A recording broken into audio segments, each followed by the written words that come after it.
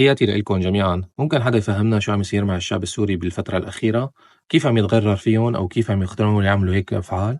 شاب سوري عمره حدود 40 سنة امبارح بمدينة إسن حرق منزلين كل واحد منطقة مختلفة، أدى لإصابة حدود 30 شخص، 11 شخص من بيناتهم أطفال، طفلين بحالة حرجة.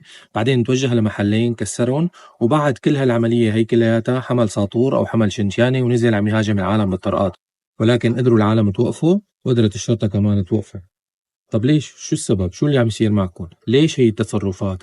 مين عم يغرر فيكم؟ شو الخلفية تبعها؟ لأنه أنت بهي التصرفات هي يا صديقي عم تخرب الحياة وعم تخرب الدنيا كلياتها على العالم اللي عايشه هون بأوروبا، على كل العالم اللي جنسياتها مختلفة، يلي مالهم ألمان. وخاصة هلا بالفترة الأخيرة كمان وقعت الحكومة الألمانية مع تركيا اتفاق بالنسبة للأتراك اللي عم يرفض طلبات اللجوء تبعهم، إنه رح يتم ترجيعهم على تركيا.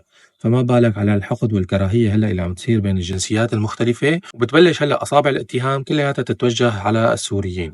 في كتير سوريين هون عم يتعبوا، تعبوا على حالهم واجتهدوا وتجنسوا، ولكن بتضل الخلفية بالنسبة للألمان إنه أنت أصلك سوري فأنت ممكن تعمل نفس هذا الفعل. رجاء رجاء رجاء بلا هالأفعال هي كلياتها. وأي واحد بحس من العالم اللي حواليه إنه في واحد مريض نفسيا أو ممكن يساوي هيك شغلات يبلغ عنه. معلش، مو غلط هذا الشيء، لأنه أنت عم تخرب الدنيا وتخرب الحياة كلياتها على مجتمع بكامله. هذا كان الفيديو على السريع مع فشة خلق. احفظ الفيديو وشارك الفيديو واشترك بالقناة. تحياتي لكم جميعا.